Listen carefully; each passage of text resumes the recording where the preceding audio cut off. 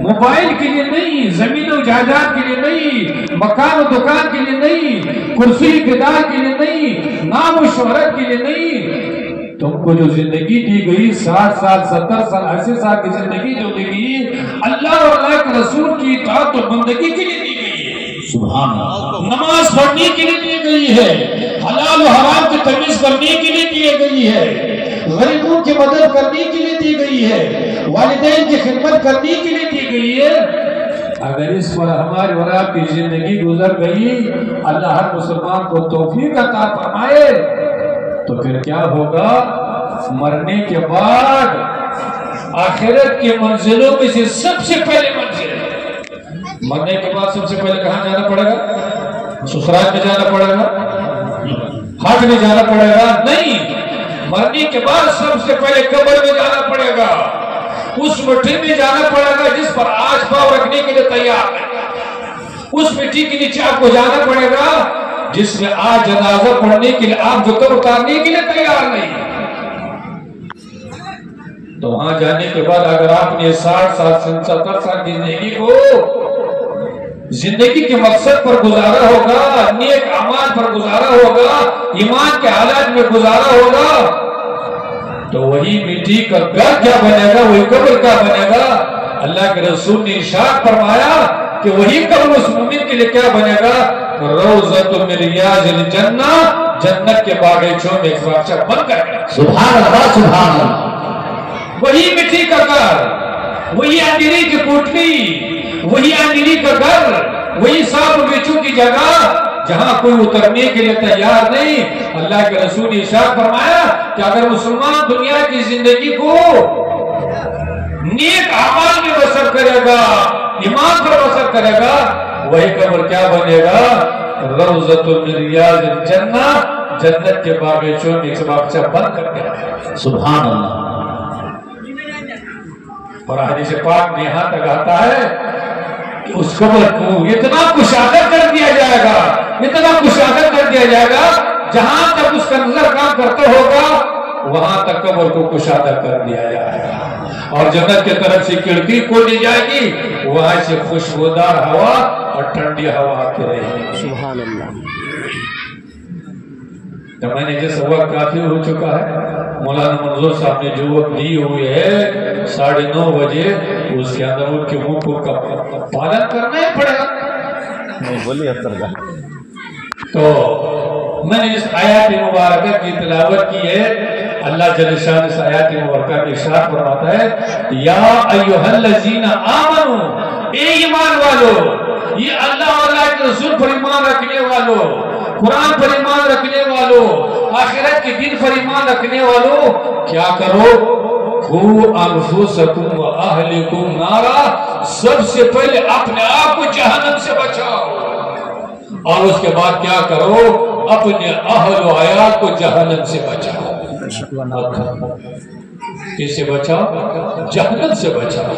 جہنم کون سی جگہ ہے؟ جنت کون سی جگہ ہے؟ اللہ جل شانہ نے 2 چیزوں کو پیدا کیا ہے، ایک ہے جنت اور ایک جہنم. جنت کون سی جگہ ہے؟ جنت جو ہے نا، یہ اللہ اور اللہ کے رسول کی رضا کی جگہ ہے، جس سے اللہ راضی ہو جائے، اللہ کے رسول راضی ہو جائے، جس سے اللہ خوش ہو جائے، اللہ کے رسول خوش ہو جائے. مرنے کے بعد اس کا ٹھکانہ کہاں ہوگا؟ جنت ہوگا. اللہ ہر مسلمان کو نصیب فرمائے. کم سے کم آمین تو کہو بھائی. آمین.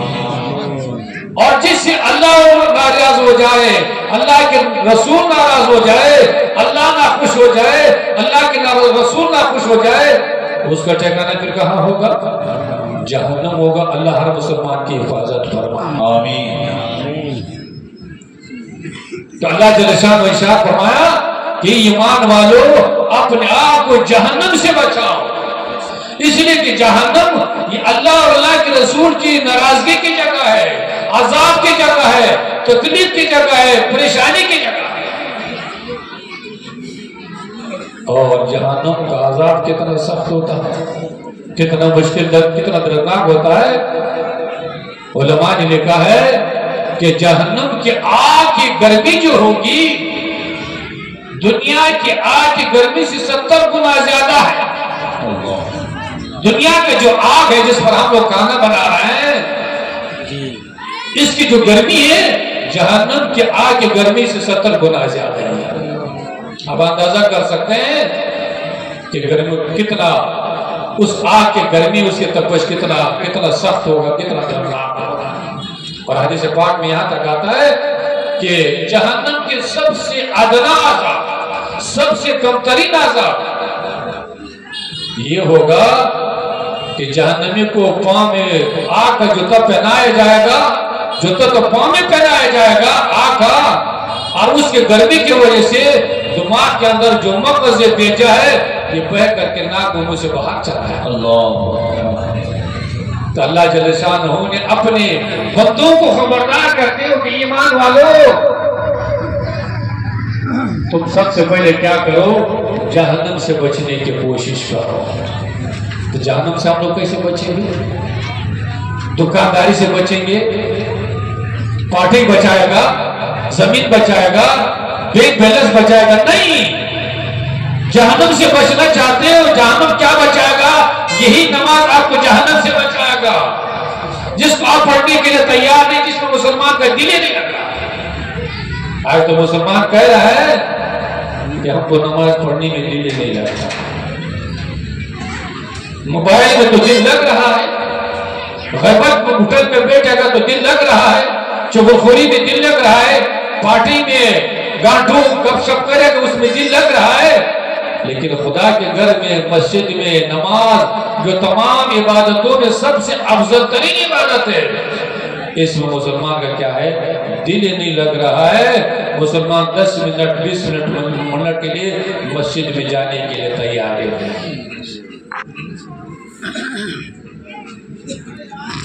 تو جہنم سے کیا بچائے گا؟ جہنم سے ہم لوگ کیسے بچیں گے؟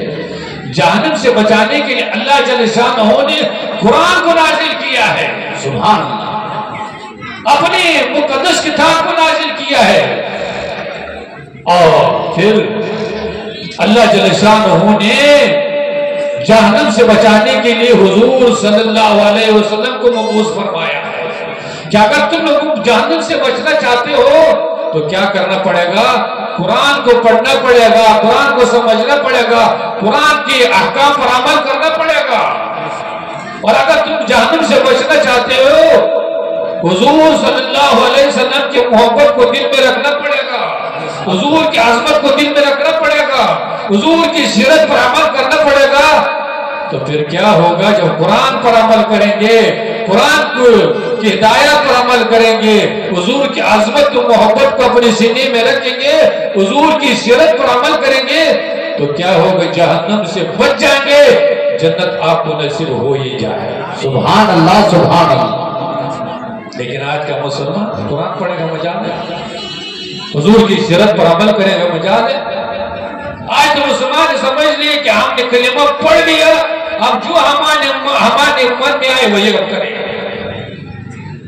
جھوٹ جائز ہے، غیبت جائز ہے، چغلخوری جائز ہے۔ مسلمان نے سمجھ لیا کہ کلمہ پڑھ لیا، نماز پڑھ لیا، باقی سب کو جائز ہو ہی گیا ہے۔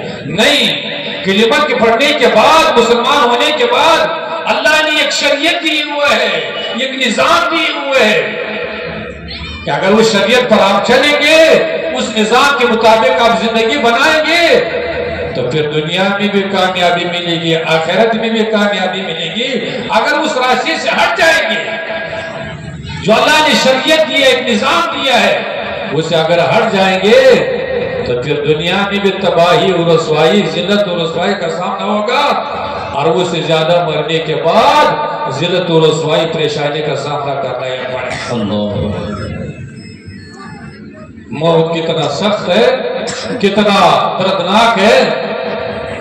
روایت کہتے ہیں کہ حضرت عیسیٰ علیہ السلام اللہ کے نبی تشریف لے جا رہے تھے، اور ان پر ایمان رکھنے والے، ان کے ماننے والے ساتھ میں جا رہے تھے، چلتے چلتے ایک پرانے قبرستان سے گزر رہے ہیں، تو حضرت عیسیٰ علیہ السلام کی خدمت میں ان کے ماننے والے نے عرض کیا، اللہ کے نبی آپ دعا کر دیجیے کہ قبرستان سے کوئی مردہ زندہ ہو جائے، اور زندہ ہونے کے بعد ہم لوگ معلوم کر لیں کہ قبر میں کیا کیا سب ہو رہا ہے۔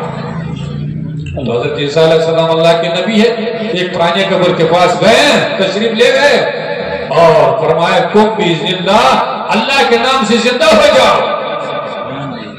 تو قبر پھٹ گیا، ایک لمبا چوڑا جوان قبر سے اٹھ کر کھڑا ہو گیا۔ تو حضرت عیسیٰ علیہ السلام نے اسے پوچھا کہ جوان قبر میں کیا کیا سب ہو رہا ہے مرنے کے بعد، ذرا بتا دیجیے۔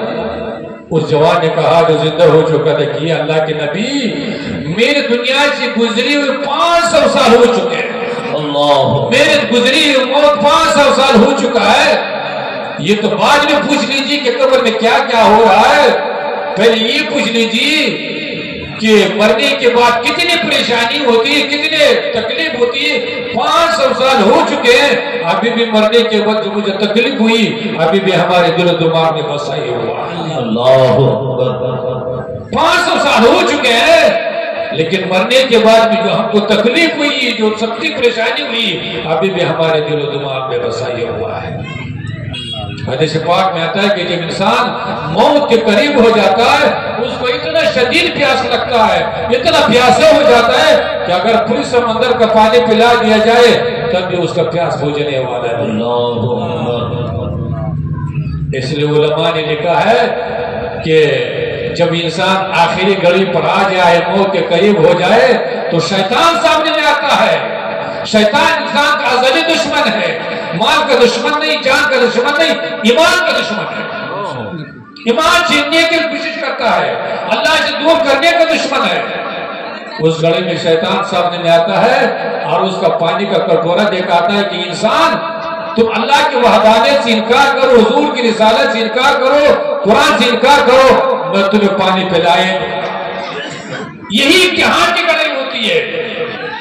اس لیے علماء نے لکھا ہے کہ جو انسان دنیا سے گزر رہا ہے، آخری گھڑی ہے، تو جو چاروں طرف سے لوگ بیٹھے رہے تو اس کو کیا کرنا چاہیے؟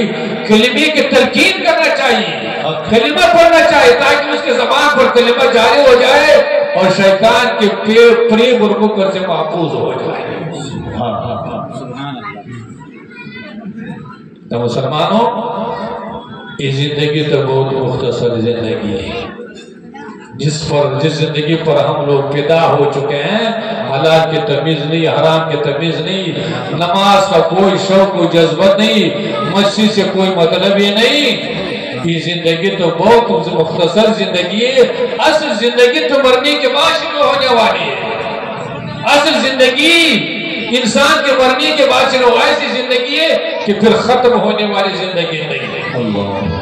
اس لیے مسلمانوں، اگر وہ ہمیشہ کی زندگی کو کامیاب بنانا چاہتے ہو تو پھر کیا کرنا ہوگا؟ کم سے کم 5 وقت نمازوں کی پابندی کرنی پڑے گی، مسجد میں جانا پڑے گا، حلال و حرام کی تمیز کرنا پڑے گا، اپنی سیرت کو، اپنی صورت کو حضور کی سیرت و صورت کے مطابق اختیار کرنا پڑے گا۔ تو پھر کیا ہوگا؟ ہمیشہ کی زندگی عیش کی زندگی ہوگی، آرام کی زندگی ہوگی، جنت کی زندگی ہوگی، اللہ اور اللہ کے رسول کی رضا کی زندگی ہوگی۔ اور اگر اس طرح جیسے ابھی ہماری زندگی گزر ہی رہی، حلال کا تمیز نہیں، حرام کا تمیز نہیں، ایک دوسرے کے پریشان کرنے میں لگے ہوئے ہیں، تو پھر کیا ہوگا؟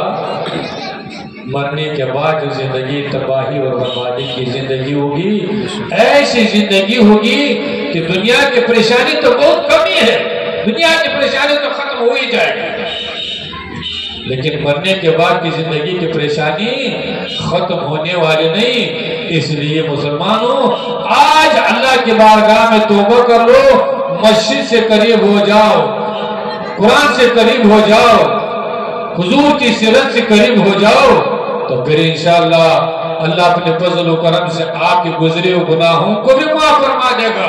سبحان اللہ۔ اور کیا ہوگا؟ اللہ تعالیٰ عمل کرنے کی بھی توفیق عطا فرمائے گا، اللہ دنیا میں بھی کامیابی عطا فرمائے گا، آخرت میں بھی کامیابی رہے۔ سبحان اللہ۔